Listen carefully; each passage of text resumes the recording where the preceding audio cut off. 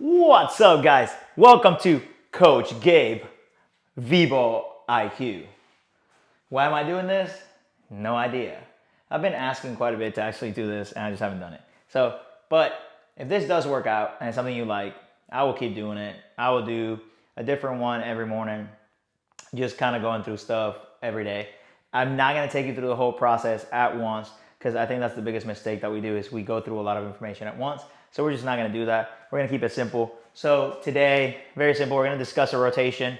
And if you look at the rotations right now, we got 6-2 up here, 5-1, 4-2. There's more than that. There's way more things to do. But for right now, we're going to go with that. What it means is when it's 6-2, okay, this is important. It means 2 setters, 6 hitters. It means every time there is a setter back row, she has 3 front row hitters available. When it's a 5-1, it means sometimes when she's back row, there's 3 hitters available. Sometimes when she's front row, there's only 2 hitters available.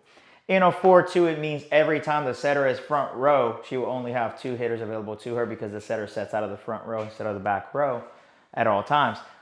All right, so we're going to discuss right now 6-2 and 5-1. We're not going to go into details on the 4-2 very much right now. That's a very, very basic rotation, usually used there in the younger age groups. But when I discuss these rotations, I'm going to discuss strategy against them and all this stuff on what we're doing. But right now, 6-2 and 5-1, the simple secret to it is on rotation 1, rotation 2, rotation 3, the 5-1 and the 6-2 are exactly the same, okay? So on the 5-1 or 6-2, we're going to have the setter. I'm going to put them just in zones first, right? So we're going to have the setter in this zone, zone 1. We're going to have our right side in zone 4. We're going to have a middle blocker, zone 3. We're going to have a libero, zone 6. We're going to have an OH. Usually this is the OH1, by the way. And then we're going to have the OH2 in zone 5. So OH in zone 2, OH in zone 5. OH stands for outside hitter, in case you didn't know. Just a little help there, okay? Right side is in the front row, setter, libero. Do we understand that so far? Are we following with Coach Gabe? So this is rotation 1. Let's write it up here.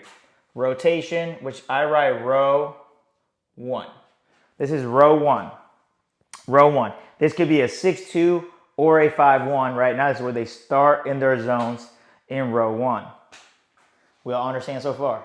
I know I keep getting out of camera. Maybe I need to move it back more, but I want you guys to see. So basically what we're going to do right here in our rotation 1, I'm going to erase this right now as soon as you got it.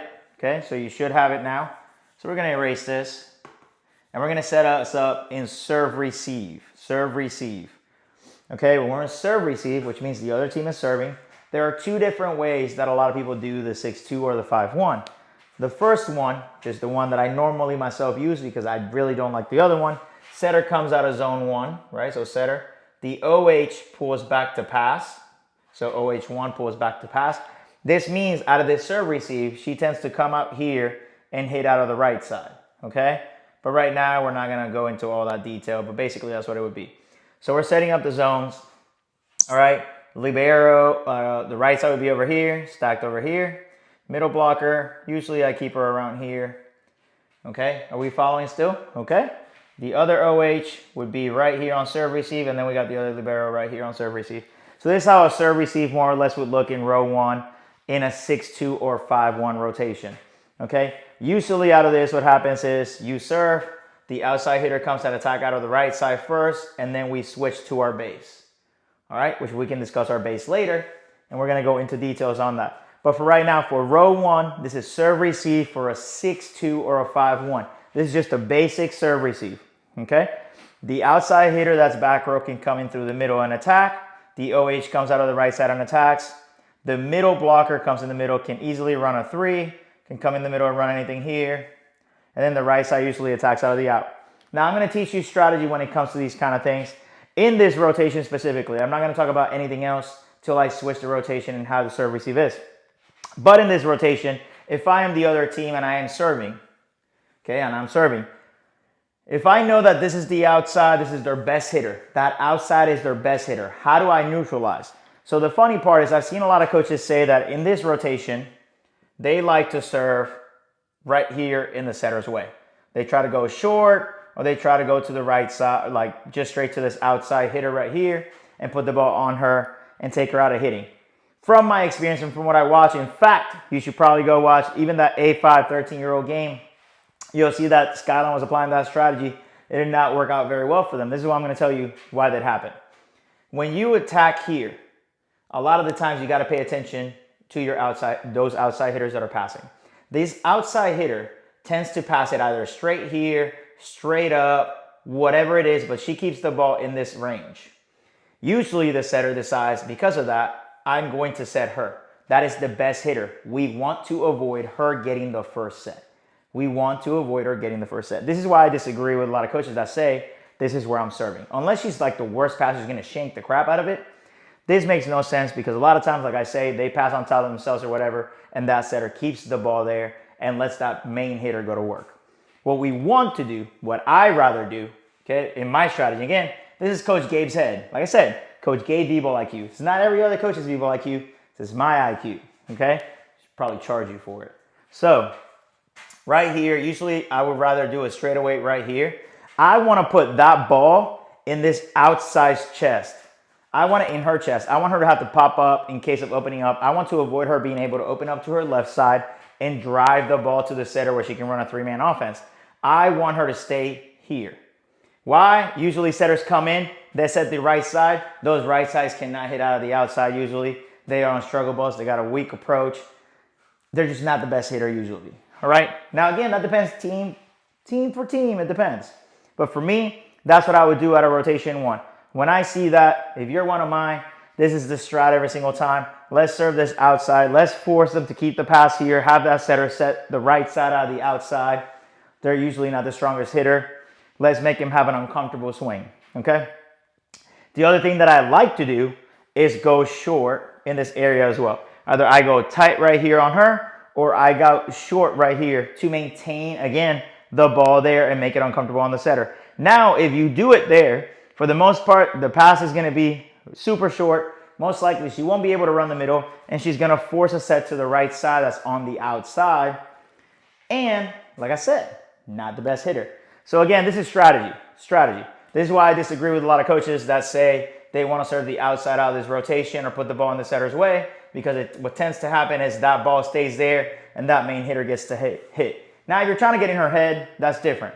We can work through that. I've done it before. We target it just to kind of get in that person's head the entire time. She struggles passing, whatever it is to make them uncomfortable. But to me, the best strategy out of row one is to serve over here, maintain the ball on this side of the court, force those setters that can't make the push, that can't push the ball all the way to the right side over there, to keep that ball on the worst hitter. Keep that ball on the worst hitter. That is the main concept, all right? So we're going to erase this. My lines are going to get jacked up. As we're going through this school, I'm going to learn a little bit more how to handle this without making such a big mess, okay? So for right now, that's what we talked about. For rotation one, that's what I want to do, okay? Now, keep in mind, in rotation one, there's other strategy. This is the strategy that I personally dislike with a passion. This is a rotation in row one that people set up. Basically, the libero's passing out of this serve receive. Setter's still coming here. They got the middle blocker, the right side stacked in this corner right here. They got the middle blocker stacked in this corner right here. They got the OH1 stacked in this corner right here. And they got the OH2 passing right here. Okay? At that point, if I am a blocker, I have said this is why you guys pay attention. If I'm a blocker right here, why am I concerned with the right side? There's no right side offense. And I can guarantee you this right side trying to run across the court like a crazy person is not about to get set. It's very rare that they're going to get set. So this only gives you two options. They're either going to run the middle blocker on a three. They're going to run the outside on an outside attack. But the new thing is they're going to keep the middle blocker on a three. The right side is going to sprint like a crazy person across the court. And the OH1 is going to come for a middle two.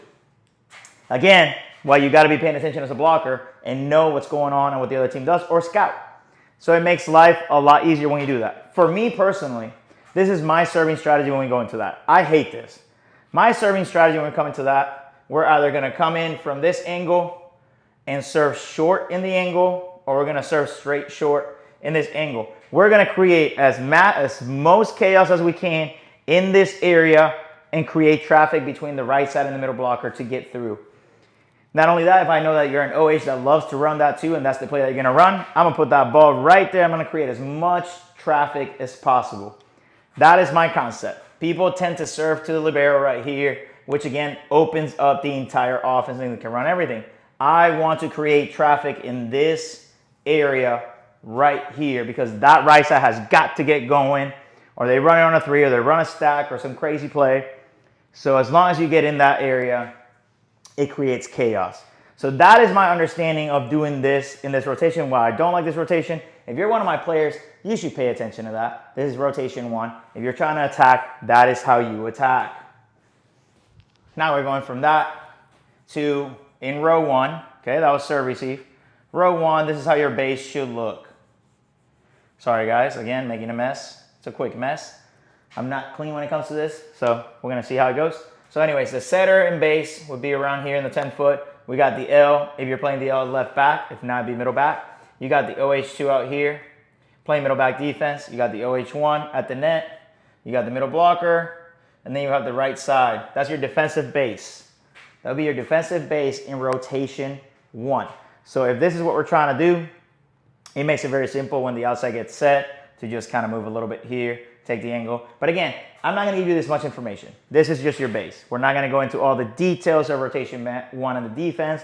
We're not going to go into all the details of the IQ aspect of the thinking, of processing the sets and what the other teams are doing and stuff like that. Right now, what I wanted to go through is what rotation looks like on base on defense and what it looks like on serve receive. Hopefully this helps you out. We'll discuss some more things that goes on. But if you like this, you hit the like button, you hit the share button, you hit the follow button. It makes me want to do more. It makes me want to keep doing these in the morning after the workout and stuff like that. And we can keep learning together what goes on in the volleyball mind of Coach Gabe. All right, so anyways, that's it for today. Again, if it gets liked, if it gets shared, if we get some follows out of it, if it blows up and people actually enjoy it and learn from it, that's all I need. So other than that, love you guys. And let's see how it goes. Deuces.